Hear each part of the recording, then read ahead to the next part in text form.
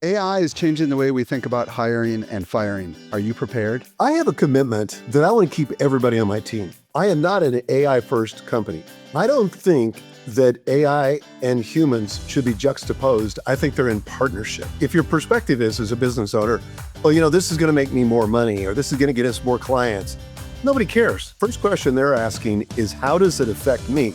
AI is not a tool, it's a teammate. I hate to admit this, but literally, the stuff that AI writes for me today in my voice, which I've carefully trained it, is better than I write. But it's still my stuff. I still believe in keeping the human in the loop. You're always confused about something right up until you're not. You just got to persevere through that to get that clarity.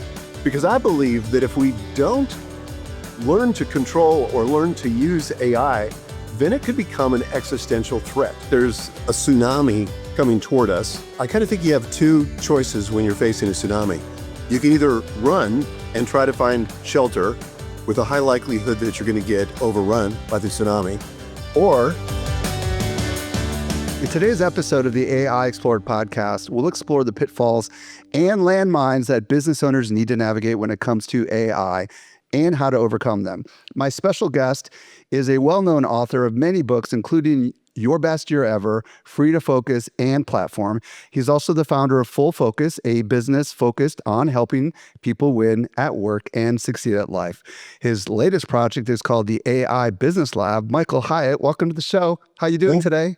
Great, Michael. Thanks for having me on. I'm super excited that you're here. So let's start with my first question. How the heck did you get into AI? Because to be honest with you, you're the last guy that I expected to kind of get into this AI world. I'd love to hear more.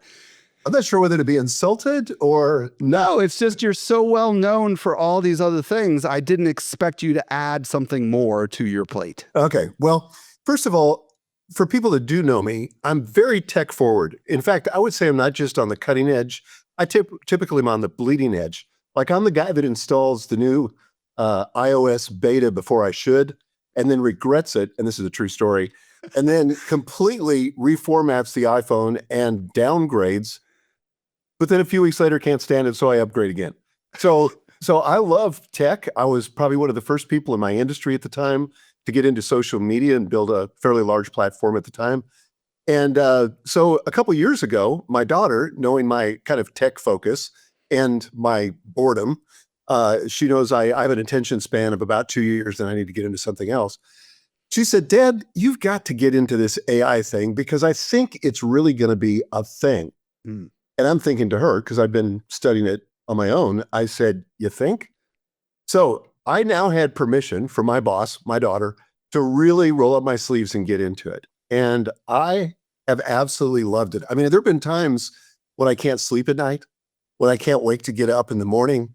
And still to this day, this is about 2 years ago when I started the in-depth thing, to this day, Michael, my jaw drops about once a week.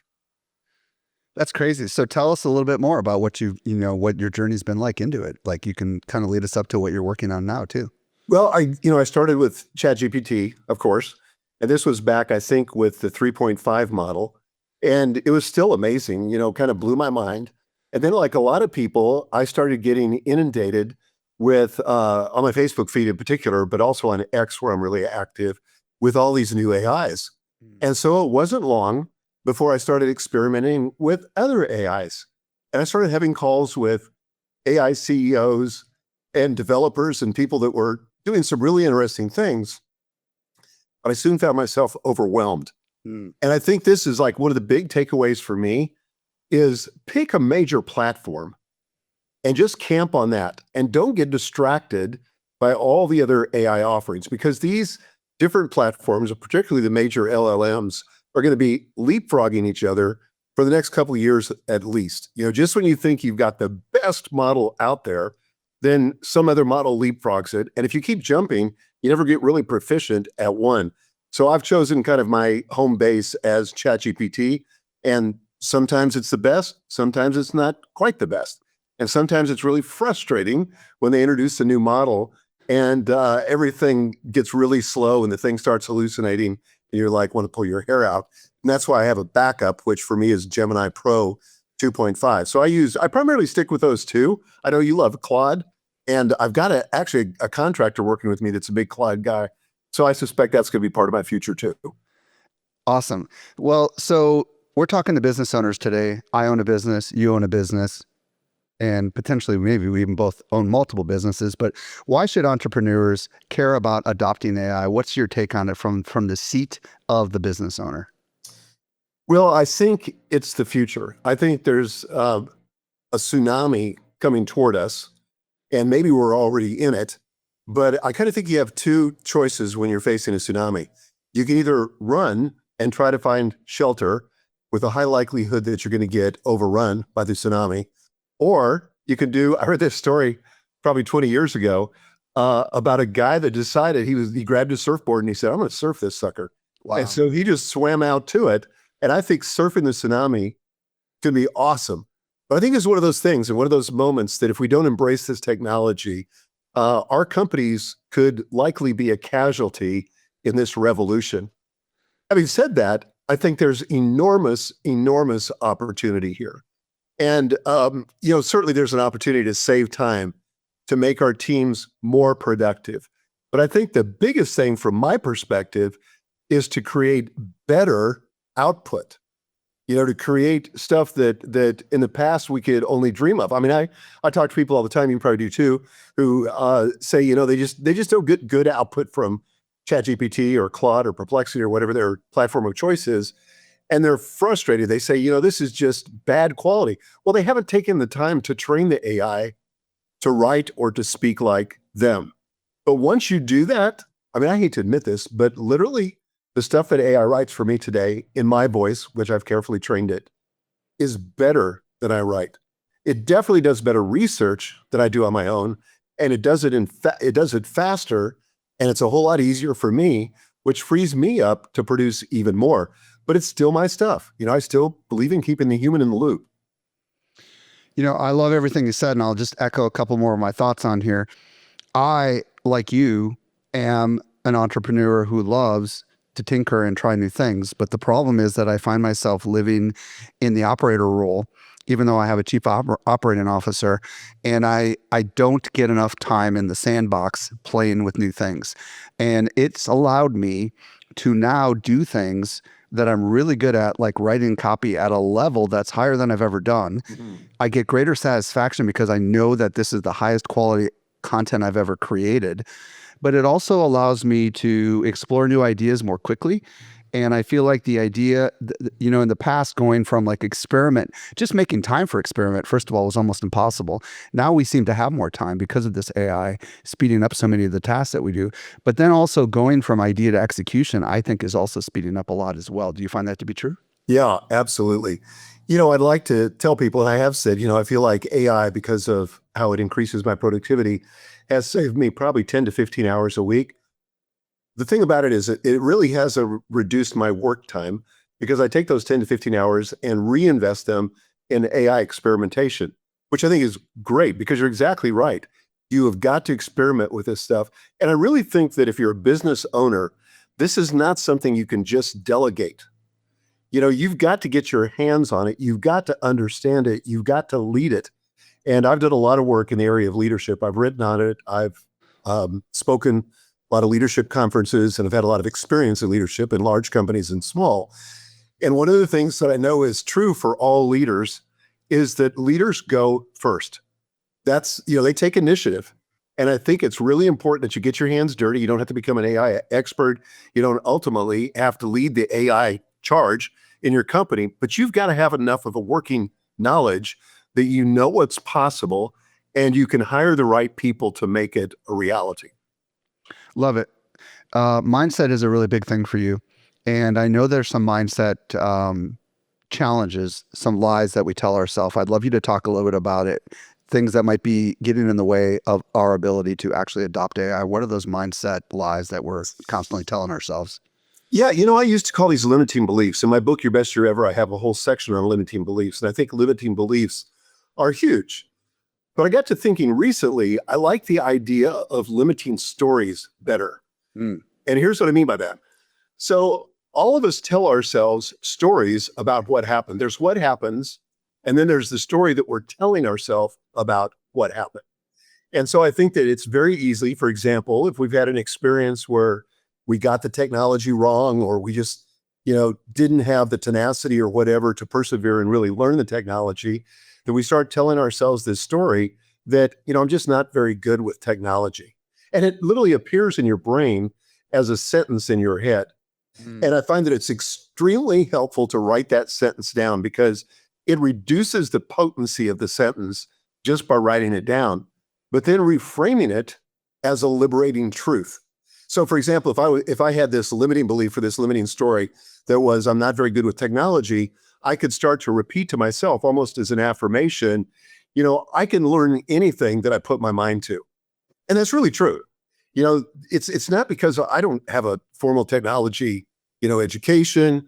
I don't have any experience as a, IT professional or anything like that, but I am stinking tenacious. And I will sit on something like a dog on a bone until I figure it out. And it's true also, part of your mindset is that you're always confused about something right up until you're not. So, welcome the confusion. That's a normal part of the process, but you just got to persevere through that to get that clarity. So I think those are two huge limiting beliefs. There's probably another one too, and that is I'm too busy to invest in AI education. Now, if somebody that reports to us came to us and said that, we would say, look, it's just a matter of priorities, right? How important is this to you? Because I believe that if we don't learn to control or learn to use AI, then it could become an existential threat. So if I think something poses an existential threat to my business, and I could literally be out of business in 5 years or less, then I'm going to take that on. I'm going to get very serious about that and figure out somehow how I'm going to allocate more time to getting educated on AI. So let's go ahead and give each one of these, and then as the limiting belief, and then give the liberating truth, the alternative programming that we could put in our brain. The first one is that I'm too technical, and the second one is I don't have any time. Yeah. So, but the second one, for I don't have any time. I have all the time I need for what matters most. And that literally is an affirmation that I repeat because it's not just AI. It's time for family. It's time for exercise. It's all the important stuff that so easy to get pushed away because often the important stuff is not urgent. And so if we can just say, I've got all the time I need for what matters most, and here's another one too, is what gets scheduled gets done. And if you have to literally put time on your calendar, and I highly advise this, schedule time in what Jason Fried calls the alone zone, and just treat it like any other commitment, like any other appointment. You show up, you honor your commitment. And when somebody else asks if they can have that time, can I meet with you at 1 o'clock Friday afternoon? You don't have to go to detail. You don't have to say that's the time I had set aside for AI education. You just say, you know what? I'm committed at that time. Let's see if we can find another time. Love it. Now talk to me about the liberating truth for I'm not technical when it comes to AI. Yeah, again, I can learn anything I put my mind to. I like that. I love There it. could be a lot of other ones too, but that's just one that comes to mind. Very cool. Okay. So, Can I stop you? Yeah. There's another one. Oh. I'm too old. Oh. So, as it turns out, I don't know what the average age of entrepreneurs are, but most of the entrepreneurs I work with, and I work almost exclusively with business owners, they're probably in their 50s plus. Yeah, I am. Yeah. Well, I'm 70. And age is not an issue. My dad, who's 91, is using ChatGPT. Now, he's not writing, the best prompts, and he's not creating custom GPTs, but he's using it every day. You just got to have an experimental mindset. You can't screw anything up. Just get in there and just start using it. And I promise you get lots of ideas, a lot of things you can do. And that becomes sort of the seedbed for more knowledge. Love it. Okay. So we're here talking about AI adoption, and we're talking about it from the perspective of the person at the top, the CEO, the founder of the business, the entrepreneur. And one of the big questions that a lot of us have is, what am I going to do with my staff? How do I need to eliminate? Am I going to use AI to eliminate staff? How ought I look at my staff? These are questions that I know my staff is considering, you know, and these are probably questions we're considering, especially when we hear other people on other podcasts, and other, big tech leaders saying that they're an AI first company and they're not going to hire anybody if AI can do it. I mean, so I know you've got some soapbox stuff you want to say about this, so unleash. Yeah, well, I have a commitment that I want to keep everybody on my team. I love everybody on my team. I am not an AI first company. My company, Full Focus, we publish the Full Focus Planner. In a world of digital calendars and digital task lists, we have an analog physical planner product. I don't think that AI and humans should be juxtaposed. I think they're in partnership. I think the workforces of the future are going to be AI plus human, or let me say it a different way, human plus AI, so that everybody's going to be AI enabled, AI augmented, AI Enhanced. Yeah, exactly.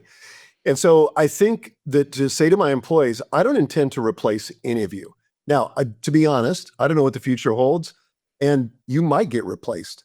But I can tell you this, if you don't figure out AI for your particular job function, you will be replaced by somebody who has figured it out. So it behooves you to get into this and study it and learn to be a AI augmented graphic designer or a copywriter or whatever their particular role is inside the company. But Michael, I think change management, and that's really what we're talking about here, is worthy our consideration as business owners and leaders.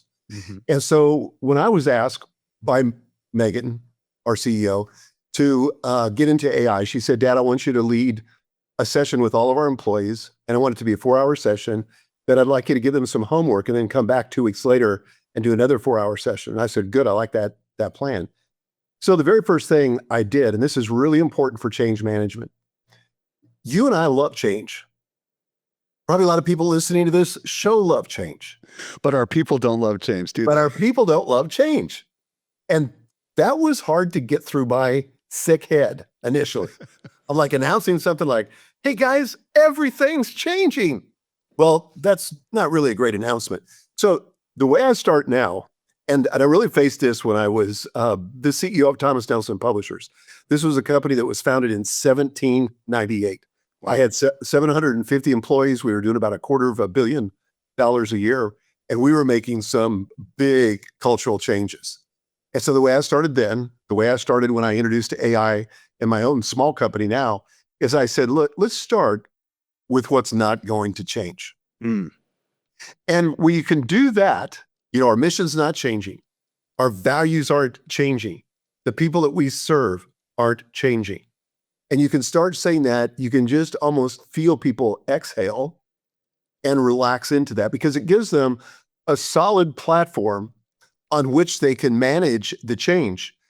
I also, by doing that, I try to contextualize it so that when I talk about all the stuff that's not going to change, the change is just a small part of that pie. Like if the pie represents everything we do, then the change, you can put it in perspective. So it's like not everything's changing, but some significant things, how we serve, the quality of the way we serve, all of those things will be impacted by AI. But the main things are still going to be the main things. We're going to keep the main thing the main thing. And so that's how I started when I started doing the AI training. Then I move into... I'd love to just add what we did, because it's very similar. So I did a 90-minute training with my staff, and we had already started this podcast and they kind of knew the direction we were heading. But what I did was I started by talking about all the advantages to all of the staff. So I focused on what's in it for them. And I explained how it's going to allow them to get some of the drudgery work that they have to do done more quickly. And I just went through all the benefits. But I also set an expectation. And I said, from this point forward, you are expected to use AI to improve your work. So that was the expectation that I set. And I went on to explain what that meant. And the idea that I communicated to them is that you are going to be more valuable to this company if you are able to embrace AI. And that's only going to allow you to basically assure your future here inside this company. That was at least a part of what I communicated. I don't know if you would agree with that, but it seemed that it did alleviate some of the fears.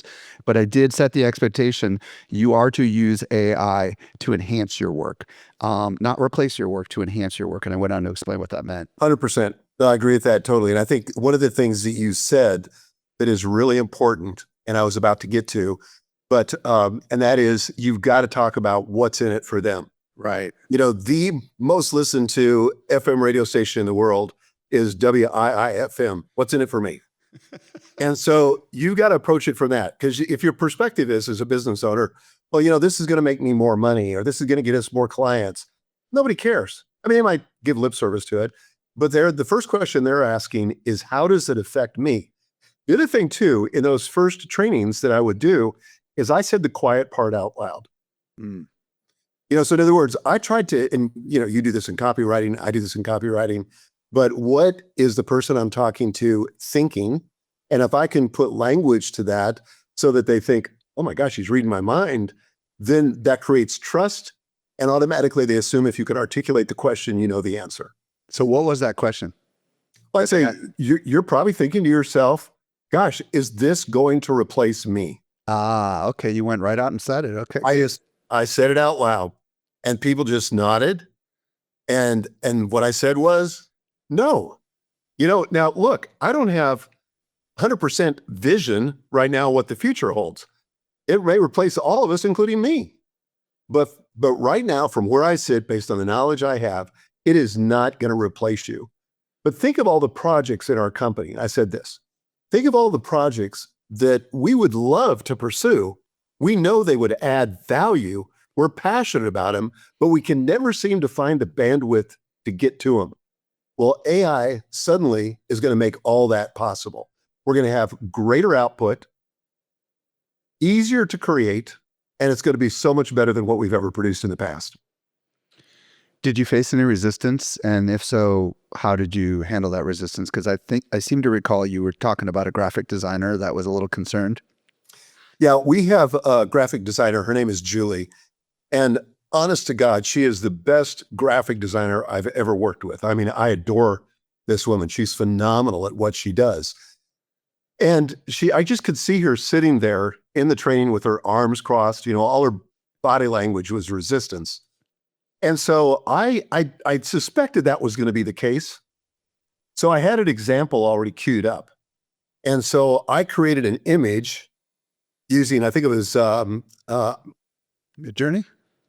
no, it wasn't Journey. It was IDEO.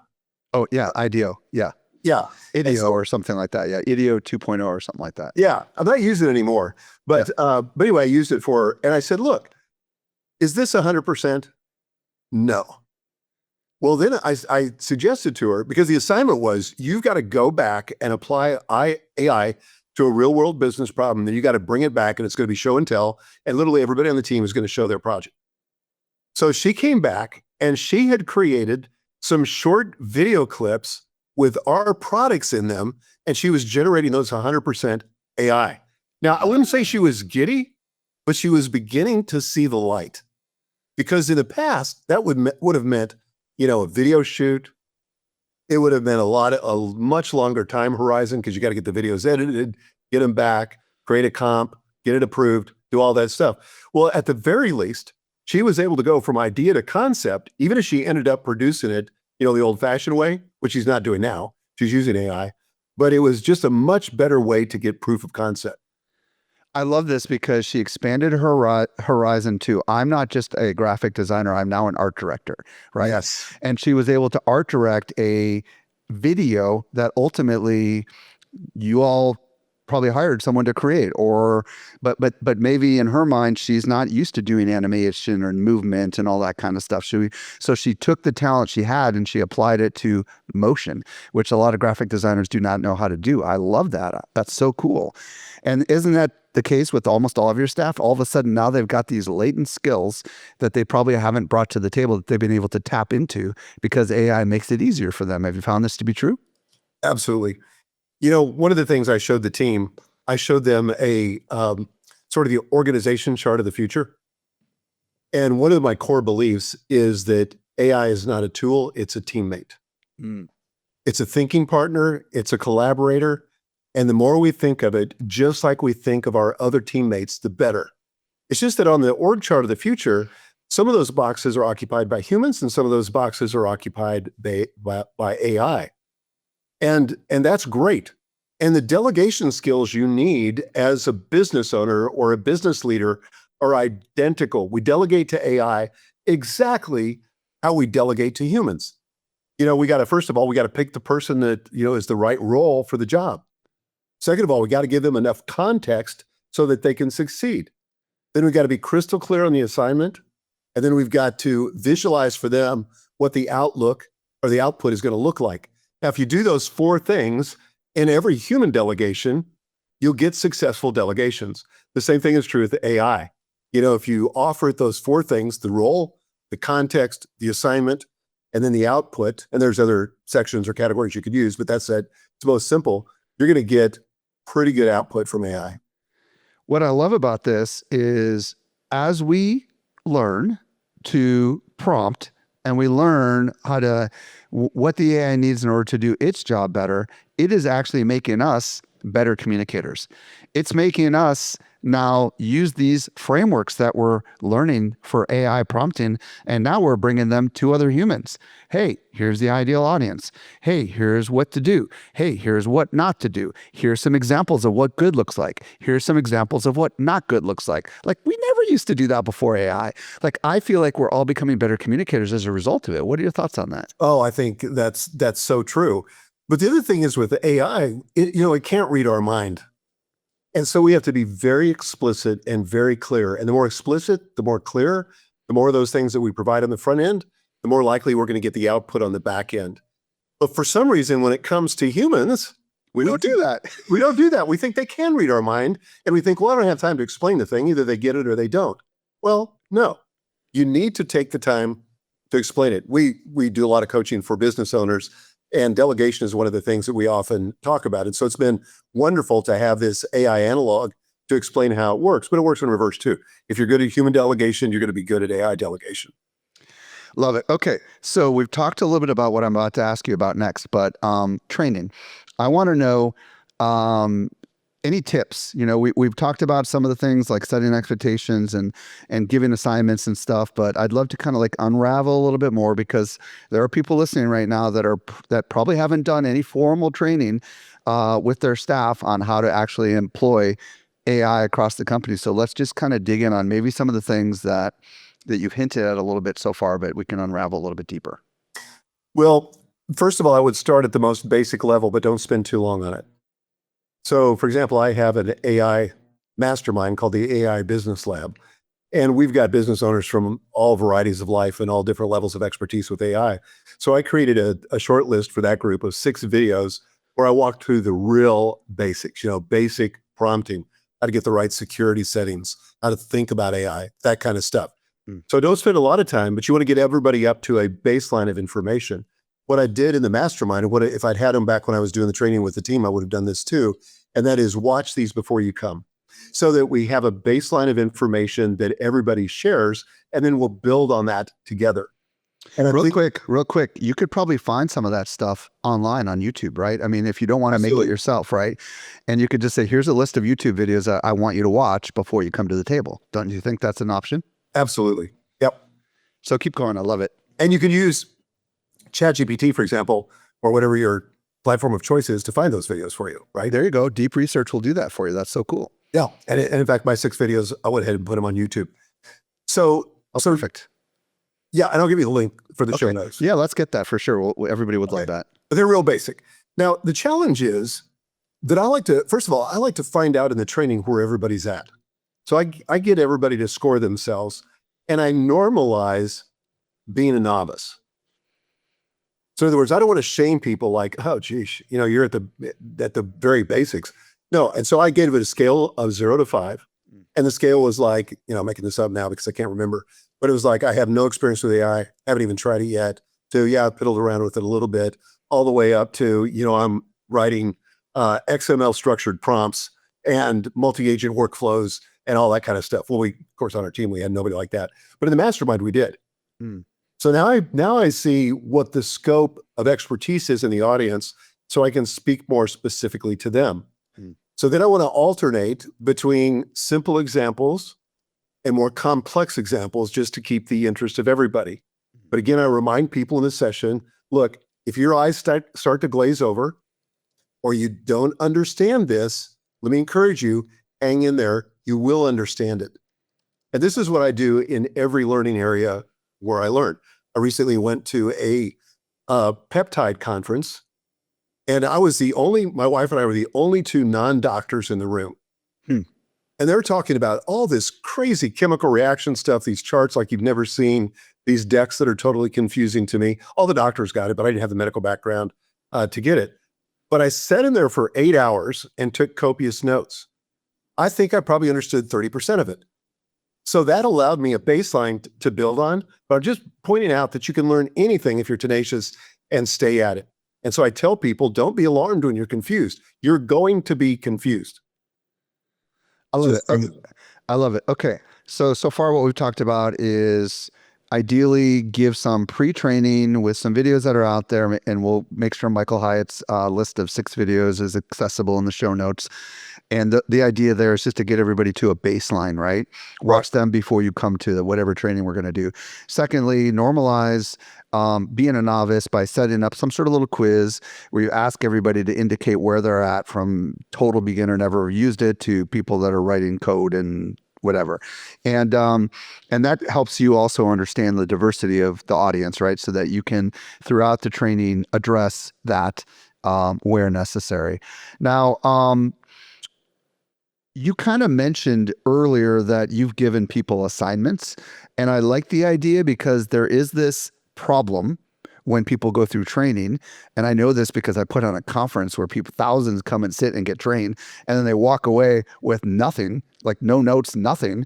So, or they don't do anything with it. So how do you ensure that knowledge is transferred and somehow echoed back to you? You mentioned assignments, and I think it's worth talking about that a little bit. Yeah. So I took a page from Apple's playbook, and I have a son-in-law that worked for Apple for 8 years. He was a trainer for them. Mm. And so one of the things that they always told the trainers is don't do the work for the client. Mm. So if you ever go into an Apple store to get trained on some piece of software or whatever, they make you actually do the clicks, type in the different, text you need, whatever. So I told everybody, you've got to bring your computer. Mm. You've already got to subscribe. We've got a group account, but you've got to sign in, log in and all that to ChatGPT Team Edition. And we're going to have some bona fide assignments. So I would slow it down enough to say, okay, I'm going to walk through step by step how you change the privacy settings so that you're not training the model. And so I'd show them click by click. And then I would say, okay, now it's your turn. You're going to do this. Now that sounds super simple, super easy, but people would get stuck and they'd raise their hands, and that was okay. And so I would do that and say, okay, here's what we're going to do. We're going to do advanced voice mode, and we're going to all use our mobile devices. And here's how you start. And so I give them some assignment on that. So I would constantly give them assignments to do. And sometimes it would be, a 5-minute thing. Sometimes it would be like a 20-minute thing. I like it because you're actually forcing them to do it right there during your training experience. And I would imagine for those that have remote companies, you could do this over Zoom or Google Meet or whatever, couldn't you? I mean, it doesn't matter for those that don't have a local thing, but so you're making them do it in the middle of the training. Is that really what I'm hearing you say? You are. And I would say that this has got to be super interactive so that you share a concept. This is not you standing up and giving a keynote. Forget the keynote. You're going to stand up and you're going to give, and hopefully on the screen, you're going to be able to show them, but you're going to show them something and then you're going to open it up for questions. Okay. Was that clear? Was there anything that I said that was confusing? Okay. And so I don't move on before that. So it's not like, I do 40 minutes of lecture and then I would have a Q&A session. I would do it in real time, back and forth, iterative, give people the freedom to speak out. And one of the things I would encourage people to do in the room is I say, if you have a question and you think it's a stupid question, or you're just not smart enough to understand it, I want to invite you to ask that question, because chances are that somebody else in the room has the same question, but they're afraid to ask it. So be brave and ask the question. And once you do that and demonstrate that you don't make fun of them and you take it seriously, then everybody's very honest about what they need. Now, Michael, some people listening right now are like, that doesn't sound scalable. I've got new people coming and going as my business is growing. How do you, maybe do you recommend editing that down into a course that's like a self-study course maybe, or something like that with boxes that they have to go through? I'm just curious what your thoughts are on that. Yeah, you could do that, I suppose. For example, we have a group coaching program and we do an AI training once a month. And so we started with a half day training that got everybody up to the baseline, but we have new people coming in all the time.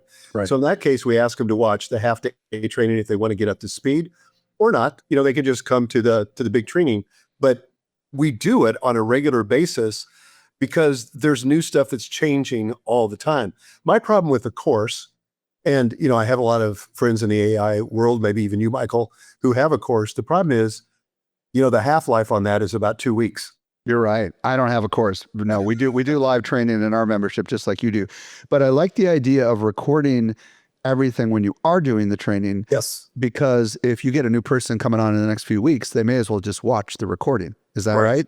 Absolutely. And they just pause or fast forward through the exercises or the Q&A or whatever. I feel like that's really important because,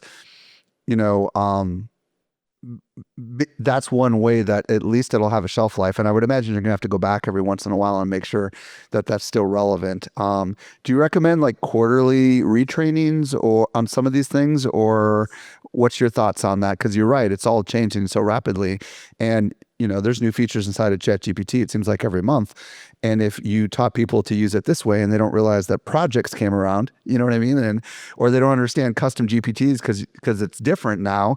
I mean, do you recommend maybe having a quarterly or semi-annual retraining? I'm just curious what your thoughts are on that. Yeah, absolutely. I think maybe even monthly wouldn't be too much because you want to keep the focus on AI. Because whenever a change is introduced to any company, the employees get conditioned that, okay, this is the last thing Michael's excited about. Give it 6 weeks and we won't be talking about it anymore. So you got to put into place something that says, no, we're serious about this.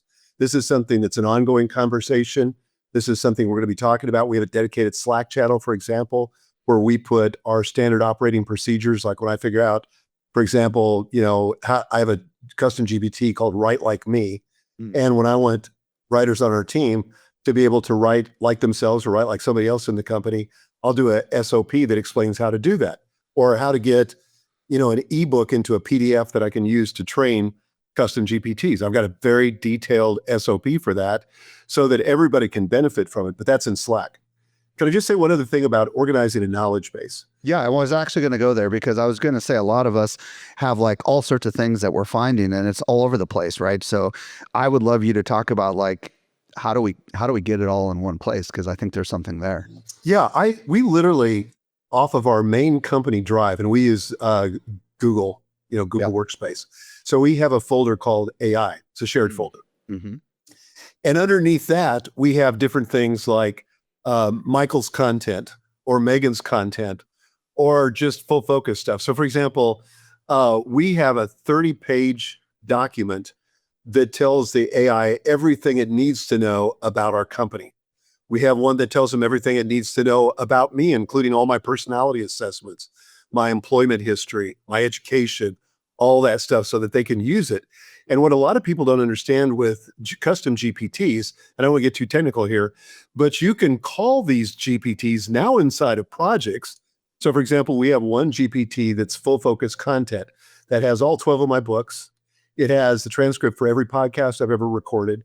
It has the transcript for every course that I've ever done, all my blog posts, everything. And so that's inside of one custom GPT. So if they're in a project, for example, to try to write newsletter copy, then they can invoke that using the @ symbol and call full focus content. It's like asking a colleague into a conversation. Yeah, so it's bringing your historian in, right? That's right. It's bringing the guy that knows everything about our content into the conversation. And then we can call additional ones into that conversation as necessary. But I would organize this raw data into PDFs or Markdown and put those in a centralized location. So like my voice instructions are there. So if somebody wants to write like me, if they load that voice instruction into a conversation they're having or a project, the output is going to sound exactly like me. And for those that are a little technical, Markdown is like code that makes it so the AI can read it a little bit more. And my understanding is you could drop a PDF into ChatGPT and probably ask it to create Markdown, which is a smaller file. Is that generally how that works? Yep, you can do that. I tend to structure my prompts with XML, which is just like, and again, I don't want to get too technical. You don't have to do this, but the like OpenAI AI recommends this, where you have the angle brackets and then the section, like opening angle bracket, roll, and then the closing angle bracket. And then you use a slash to end that section. But that makes it crystal clear to the AI. You don't need to know anything else about XML other than those section tags. And I even wrote a custom GPT that I call Prompt Genie, and I'll give it to you for the show notes. But basically, you just do a brain dump. It will interview you and require you to ask 4 questions, and then it will write a beautiful, jaw-dropping prompt that you can just use to train a GPT or just to feed it in as a raw prompt. I love it.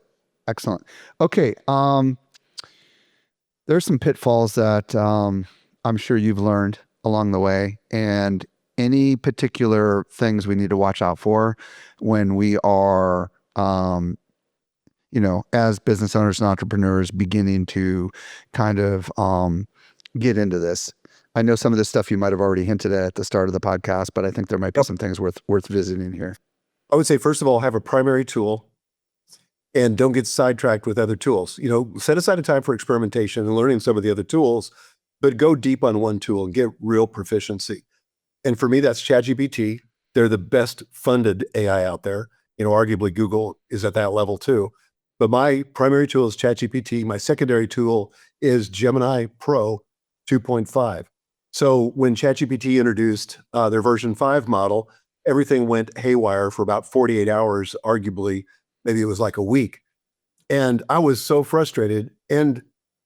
But I just went over to Gemini, and it literally was getting better output. I thought, whoa, it's been a while since I've used this. This is amazing what I'm getting. But have a secondary tool that you can use so that work doesn't come to a standstill. So that'd be my first tip. Real quick on Gemini, for those that haven't tried it, if you have a workspace account, which means your company or you pay for Google, then you get Gemini for free. And you pay for it, but it doesn't cost anything extra. It's gemini.google.com, and you have models you can select at the top. And as of this recording, 2.5 Pro is their super model. And what's amazing about it is it's developed from the ground up to be multimodal, which means you can drop audio files in there, you can drop video files in there. It's really very, very sophisticated. And Michael, I don't know what your thoughts are, but one thing that Google has is a lot of money and a lot of servers. And I do feel like they're going to be, competing against OpenAI. Even though OpenAI was the first kid on the playground, I feel like Google is definitely not to be discounted. What's your thoughts on that? Yeah, I think absolutely that's the case. What I don't feel like they've created yet is tools for the user, particularly for sharing custom GPTs. Like they have a thing called GEMS. Yes. It's the equivalent of custom GPTs, but at least to my knowledge, at this time we're talking and recording this, they're not shareable. Yeah. And they're not as sophisticated. Yeah. So I wish they would get there and add those kinds of tools. And in fact, all the platforms could do a better job on the user interface. That's why I like, and let me mention another tool that I use. With ChatGPT, I use a Chrome extension. First of all, I always use ChatGPT on the web. It's much better than the desktop app. It's much better than the mobile app. It has more features than both. But you can add to it a specific Chrome extension called, and I'll send you a link to this too, called Ultra. And I think if you go to getultra.ai, this is astonishing. It fixes a lot of the interface issues. It has a built-in prompt library, and the interface looks identical to, like if it was native to ChatGPT, it looks like that. Yeah, I can confirm that's the right URL, getultra.ai. Very fascinating. Okay, so you were about to go on to another pitfall. Yeah, another pitfall, I would say, and you and I didn't talk about this, Michael, but it occurred to me as we were talking a moment ago. Resist the temptation to buy the annual subscription for any tool. Oh, I like this a lot. Yeah. So the reason why is I cannot tell you how many tools that I bought. And I thought, well, I'll save myself a little money and get the annual subscription. And then 2 weeks later, I'm not using it. Mm. So this gives you the opportunity to experiment. But if it's not something you're going to use on an ongoing basis, why continue to pay for it? So just go ahead and subscribe month by month. And, if 2 years from now you're still using it, maybe you consider the annual, but that'll save you a bunch of money. I love it. The other thing was, which we've talked about, was this experimental time. How much time do you recommend we should experiment with new tools or not experiment with new tools? And before you answer, I feel like a lot of the experimental playground stuff has to do with video and imagery, because there's limits obviously to what these tools can do on that front. I don't know if that's where you find yourself experimenting. Maybe you experiment in other ways, but how much time should we set experimenting, and what should we be experimenting with? What kind of concepts or things should we be experimenting with? Because it seems like ChatGPT can do it all, it seems. Yeah. And this is where I think it's helpful to join a community like yours or like Jonathan Mast. I know he's been in the show. His AI Prompts for Entrepreneurs is a phenomenal Facebook group, 450,000 members. And so they're constantly experimenting in there. And so I'm reading that every day. I find it for me that it's almost a constraint. It's not like I have to, make myself experiment. It's like, I'm not going to do this for more than an hour, because once I like that. You're gonna limit the amount of time you get to be in the sandbox, so to speak. That's right. Because this is addictive. And it's like one of the most powerful drugs I've ever taken. AI. Yeah. And you can spend a ton of time in here. But yes, I would like, one of the areas that you didn't mention is that using agents is something I'm experimenting. There you go. Yeah, right now. Big. And I really do think that's going to be the future. And my mastermind members are asking about it, which, by the way, that's another cool thing, is that once you get in front of even your employees, then all of a sudden you kind of set yourself up with the leader. And any teacher knows all you got to do is stay about, one session ahead of the class.